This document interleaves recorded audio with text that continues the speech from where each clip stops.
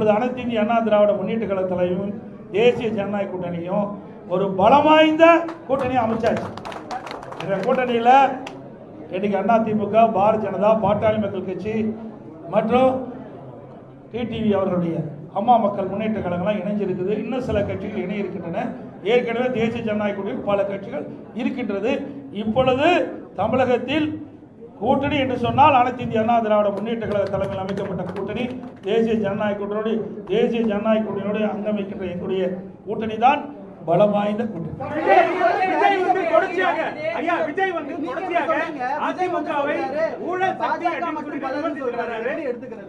ஏங்க அவரு வெளியில் பொது வெளியில் பார்த்தா தானே தெரியும். பொது வெளியிலே வரல. 72 நாள் கழிச்சு தான் ஒரு சம்பவம் நடந்து போச்சு. அந்த சம்பவத்தொட்டி 72 நாட்கள் ஒரு கட்சி தலைவரே வெளியே வரல. நாட்டில் என்ன நடக்குதுன்னு தெரியல. எந்தெந்த கட்சியோட கூட்டணி இருக்குன்னு தெரியல. எந்த கட்சி தேர்தலில் தலைமை தாங்கன்னு தெரியல. அதை வச்சே நாங்கள் என்ன செய்யுங்க? அவருக்கு ஒன்றுமே தெரியாத போது எங்களை கேள்வி கேட்டால் அவர்கிட்ட போய் கேள்வி கேளுங்க. ஏற்கனவே அனைத்து இந்திய அண்ணா திராவிட முன்னேற்ற கழகம் கூட்டணி அமைக்கின்ற பொழுது ஐசிசி சோழா ஹோட்டலில் தெளிவுபடுத்தினார். மரியாதைக்குரிய மாண்புமிகு உள்துறை அமைச்சர் திரு அமித்ஷா அவர்கள், நானும் எங்களுடைய மூத்த நிர்வாகிகள் எல்லாம் கலந்து கொண்டு முதல் பேட்டியிலே சொன்னார், அனைத்து இந்திய அண்ணா திராவிட முன்னேற்ற கழகம் தேசிய ஜனநாயக கூட்டணி இரண்டும் இணைந்து புதிய கூட்டணி அமைச்சிருக்குது. இந்த கூட்டணிக்கு அனைத்து இந்திய அண்ணா திராவிட முன்னேற்ற கழகம் தலைமை தாங்கும். இந்த கூட்டணி தேர்தலில் வெற்றி பெற்று ஆட்சி அமைக்கும். அதிமுக ஆட்சி அமைக்கும். எங்களுடைய கூட்டணியுடைய வேட்பாளர் இபிஎஸ் தெளிவுபடுத்தியாச்சு. முதலமைச்சர் வேட்பாளர் இபிஎஸ். இது அவர் டிவியில் பார்க்கல, தொலைக்காட்சியில் பார்க்கல, பார்க்கறதுக்கு நேரம் இல்லை, மக்களை பார்க்கறதும் இல்லை, தொலைக்காட்சியில் பார்த்து தெரிஞ்சுக்கல, ஒன்றுமே தெரியாததை வச்சு எங்கிட்ட கேள்வி கேட்கணும். புரியுதுங்களா? தெரிஞ்சிருந்தா பரவாயில்ல. ஒரு கட்சியுடைய தலைவர் எல்லாம் தெரிஞ்சிருக்க வேணும். தெரியாம அறியாம பேசிட்டு இருக்காரு. நாட்டில் நடக்கிற நிலவரம் என்னன்னே தெரியல. இப்படி ஒரு தடவையாவது இப்படி பிரஸ் மீட் காட்ட சொல்லுங்க, புரிஞ்சுக்கிட்டோம். நாட்டில் உங்களை போல் இருக்கிற நிருபர்கள் கேட்கின்ற கேள்விக்கு பதில் சொன்னா தான் வெளியில என்ன நடக்குன்னா அவர் புரிஞ்சுக்கிட்டோம்.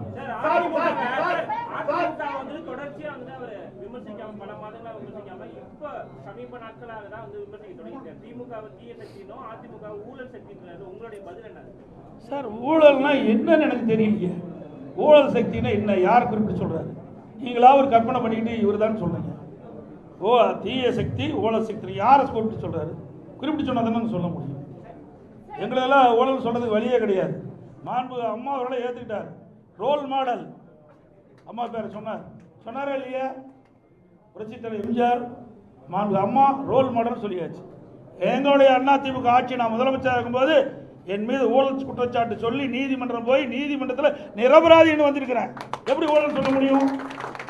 யார் கூட வச்சிருக்கிறாரு? அவர் கூட அதிமுக ஒருத்தர் வெளியில் போய் அந்த யார் உங்களுக்கு சேர்ந்திருக்கான்னு தெரியும். நான் பெயர் சொல்ல விரும்பல.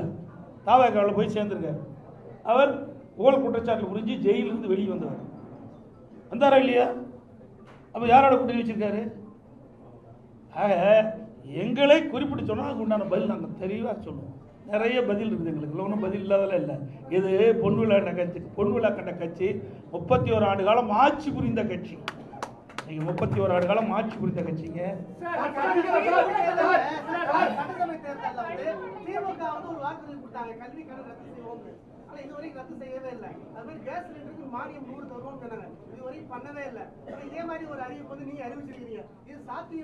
நாங்க சாத்தியமா இருக்கிற காரணத்தால தான் அறிவிக்கிறேங்க. இதை நீங்க கேட்கிற கேள்வி அங்க கேட்கணும்.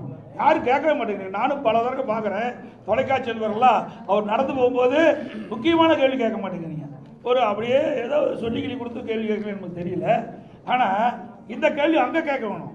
எங்களை பொறுத்த வரைக்கும் நான் கொடுக்கப்பட்ட வாக்குறுதியை பெரும்பாலும் நிறைவேற்றி கொண்டு தான் இருக்கிறேன். அதில் எந்த மாறுபட்ட கருத்தும் கிடையாது. எங்களுடைய தலைவர்கள் ஏற்கனவே எங்களுடைய தலைவர்கள் இருந்தார்கள். புரியுதுங்களா?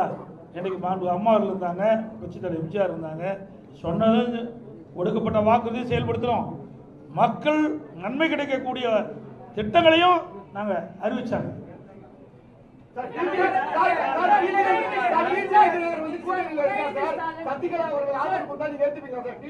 சார் அதெல்லாம் ஏற்கனவே முடிஞ்சு போச்சு. அதை ஏன் திருப்பி திருப்பி பேசிட்டா சார்? நான் ஏற்கனவே தெளிவுபடுத்திட்டேன். திருப்பி கீரல் விழுந்த ரெக்கார்டு மாதிரி கேட்காதீங்க. அதெல்லாம் ஏற்கனவே முடிந்து போன கதை. அதை திருப்பி பேச வேண்டிய அவசியம் இல்லை.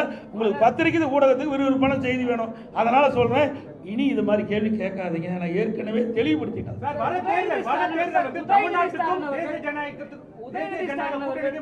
தேர்தல், அதனால மக்கள் வந்து பார்த்து வாக்களிங்கன்னு சொல்லிட்டு முதலமைச்சர் சொல்லக்கூடிய அந்த பிரச்சாரத்தை நீங்க எப்படி பாக்குறீங்க? ஏற்கனவே நான் சொன்ன ஒரு பொம்மை முதலமைச்சர், திறமையற்ற முதலமைச்சர், ஒரு கட்சிக்கு தலைவராக இருக்கார் திமுக தலைவர். அதுவே ஒரு வேதனையான விஷயம் தான். நல்லா சிந்திச்சு பாருங்க. இது எந்த எலெக்ஷன் நடக்குது? இது தமிழ்நாட்டில் யார் ஆட்சிக்கு வரணும், யார் ஆட்சிக்கு வரக்கூடாதுன்னு நடக்கிற தேர்தல். புரிஞ்சுக்கிட்டீங்களா? ரெண்டாவது, எங்களுடைய கூட்டணிக்கு தெளிவுபடுத்தியாச்சு. திருப்பி சொல்றேன், எங்களுடைய கூட்டணி அண்ணா திமுக தான் கூட்டணிக்கு தலைமை தாங்கும். அண்ணா திமுக எங்களுடைய கூட்டணி வெற்றி பெற்று அண்ணா திமுக ஆட்சி அமைக்கும். இதுக்கு மேல என்ன வேணும்? தேசிய கூட்டணி எங்களை சொல்றதுக்கு எதுவுமே இல்லைங்க. எங்க மீது எந்த புகாரும் சொல்றதுக்கு ஸ்டாலின் கிட்ட சரக்கு இல்லை. அதனால வேற ஒருத்தர் பிடிச்சிட்டு சொல்லிட்டு இருக்காரு. இங்க ஆளுநர் அண்ணா திமுக ஏற்கனவே முடிவு செய்யப்பட்டு விட்டது. எங்களை பத்தி சொல்லுங்க, நாங்க பதில் சொல்ல தயார். முடியலையே, இருந்தா தானே சொல்ல முடியும்.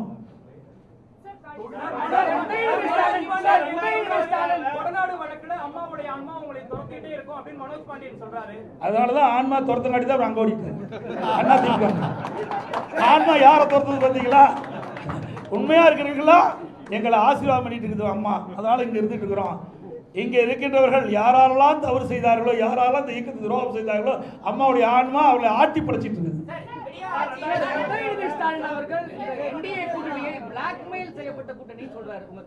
அவங்களுக்கு ஒரு வாய்ப்பு கொடுங்க.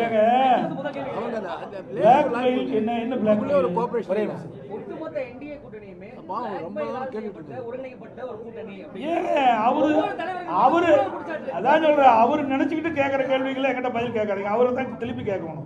அண்ணா திமுக ஏங்க ஒரு தேசிய அளவில் இருக்கிற ஒரு கூட்டு கட்சிங்க. புரிஞ்சுங்க, தேசிய அளவில் இருக்கின்ற கட்சி, தேசிய ஜனநாயக கூட்டணி நாட்டை ஆளுகின்ற கட்சி. அந்த நாட்டில் இவர் இருக்கார். ஸ்டாலினும் இந்தியாவுக்குள்ள தான் இருக்கிறார். தமிழ்நாடுங்கிறது ஒரு மாநிலம் தான். பல மாநிலங்கள் ஒன்றாக இணைந்து அந்த மாநிலத்தில் ஆட்சி புரிகின்றவர் தேசிய ஜனநாயக கூட்டணி. அவர் இந்தியாவில் மறந்துட்டு பேசுறார். வேற மாநிலத்தை மேல நாட்டில் இருக்க மாதிரி பேசிட்டு இருக்காரு. புரிஞ்சுங்க, அவரும் இந்த நாட்டில் இருந்துட்டு இருக்காரு.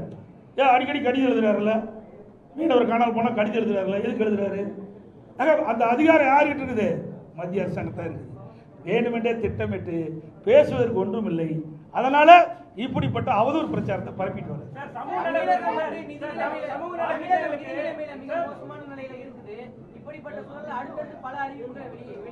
ஏங்க, நாங்க ₹1 வருமானம் இல்லாத போதே ஆட்சி செய்த கட்சிங்க அண்ணா திமுக கட்சி. கொரோனா காலத்தில் எங்களுக்கு என்ன வருமானம் வந்தது? ₹1 வருமானம் கிடையாது அரசாங்கத்துக்கு. அந்த காலகட்டத்தில் கூட வரி வருவாய் இல்லாமலேயே ஆட்சி புரிந்த கட்சி அண்ணா திமுக கட்சி. அதனால வரி வருவாய் பெருக்கி உயர்த்தி நாங்கள் அறிவிக்கின்ற திட்டங்களுக்கு தேவையான நிதிகளை உருவாக்குவோம். கொடுக்கப்பட்ட வாக்குறுதியை நிறைவேற்றி தருவோம். அதெல்லாம் பிறகு சொல்லுவோம் சார். இன்னும் நாள் இருக்குது. இப்பவே சொல்லிட்டு இன்னும் 1 வருஷம் இருக்குல்ல, இல்ல ஒரு 2 மாசம் இருக்குல்ல.